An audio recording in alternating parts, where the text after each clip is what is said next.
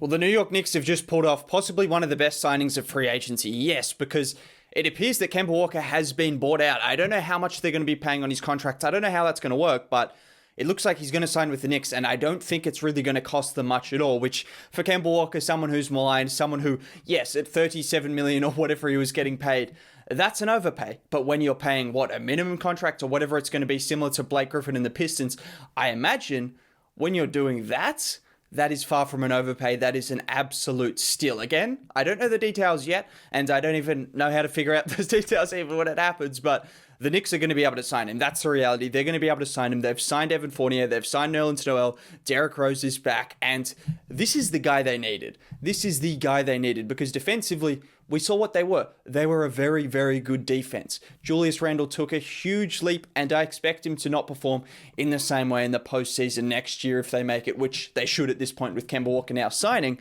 I expect him to not perform like that again, but also, you needed someone who could create a shot because Derrick Rose, Alec Burks, those were the two guys that you were looking at to get shots. And sure, Derrick Rose, I still like him. Alec Burks is someone who re-signed as well. So shout out to those guys. They're still going to be crucial, but they're going to be coming off the bench, which makes it even more dangerous because now you have Walker, who is a bona fide, not really a star anymore, I wouldn't say, but he's not far off it. In the second half of the season, he averaged about 20 and 6. He shot decent from the field, decent from three.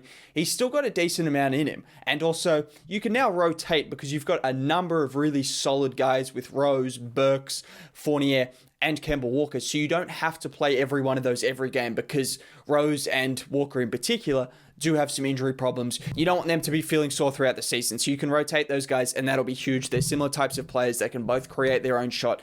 And Walker is just a great signing. I think the Fournier signing is great as well. I joked about it. Oh, they signed him because, he beat USA. I know it was a funny joke. It wasn't really a Knicks related joke. But anyways, I think Fournier is a fantastic signing. Overpay? I wouldn't even really consider it an overpay. You look at the players who have been signed, Norman Powell, Gary Trent Jr., all of these guys, they're in a similar mold. All of these guys are in a similar mold. Is Fournier as good as a defender as those other two? Probably not, but I don't think he's a negative defender. I think he's an average defender and is probably a more consistent offensive player. He's had some consistent offensive seasons. He can create his own shot. He can come off screens, a good three-point shooter, a sharpshooter, which is what people were saying. Oh, that's a lot of money for a sharpshooter. He's not a sharpshooter, he is, but he's not just that. He can create his own shot. He can create for players. He can run the pick and roll at times.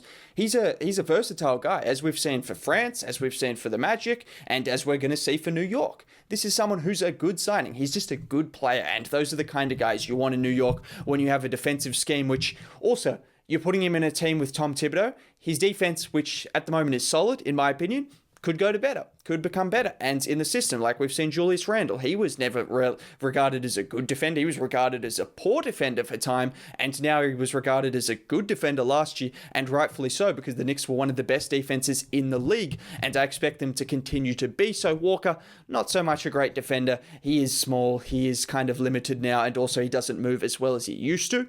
But still, you're getting someone who's going to be able to create his own shot for himself and for others. It's just a huge signing. I don't really need to say that in too many ways. But in general, the Knicks have had a really good offseason when you put in the Kemba Walker signing, because it looked like the Knicks were doing well. They'd re-signed everyone they wanted to. Reggie Bullock went, which I saw someone say that was an overpay. Knicks fans, you know that wasn't an overpay. It wasn't a Knicks fan that says it was just someone that I saw posting a video. No.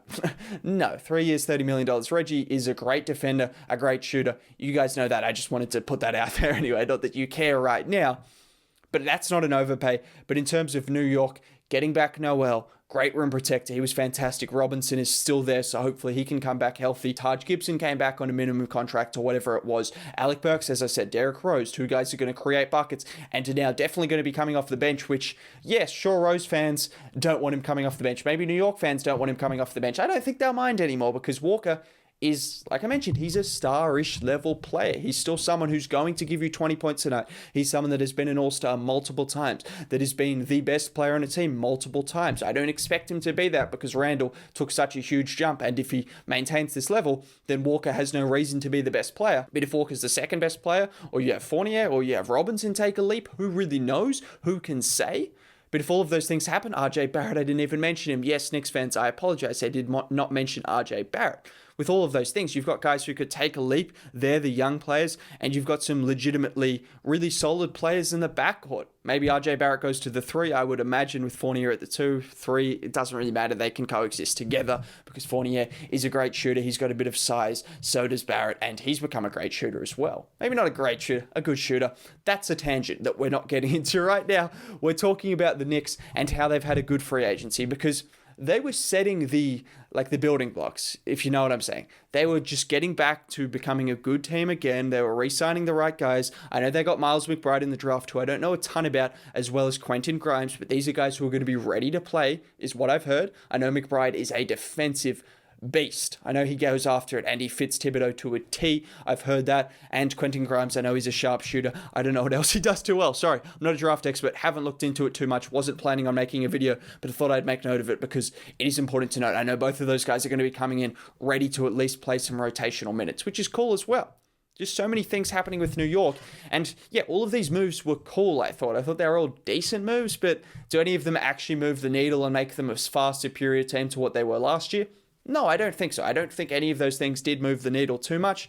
Kemba Walker can move the needle when you put him in the context of what they had already done. If you just brought in Kemba Walker and didn't re-sign anyone else, yeah, of course, that's not moving the needle. But you bring in Kemba Walker, now all of a sudden with Fournier, with Barrett, with Randall, with Robinson, all of these guys, and a really, really solid bench. Like a really, really solid bench. One of the best benches in the league right now with Rose, the form he was in, playing like a starter, playing like a star in the playoffs, being their best shot creator. Now he's coming off the bench. Burks played like a star in one of the games as well, coming off the bench. One of Noel or Robinson will be coming off the bench. Again, great player to come off the bench. Wow. Knicks, it's impressive. Taj Gibson will be coming off the bench. There's a lot of things to like about what they're doing right now. There's really a lot of things to like. I don't know how well they're going to do in this season. I don't know. I can't forecast right now because I've said it before, but genuinely, every team is really competitive right now. I mean, you look at the Eastern Conference, the Bulls have got embedded DeMar DeRozan, which I'm going to make a video on. I was planning on making a video on, and then Walker got signed. I'm like, you know what, let's show the Knicks some love. Let's show the Knicks some love because they've been ridiculed for a long time. Yes, I've made some jokes about them. Yes, I'm a Pistons fan. People have made jokes about the Pistons as well. It doesn't matter. At the end of the day, it doesn't matter because the Knicks are looking like a top seed in the East again. I don't know how top they're going to be. As I said, the East is very, very strong now.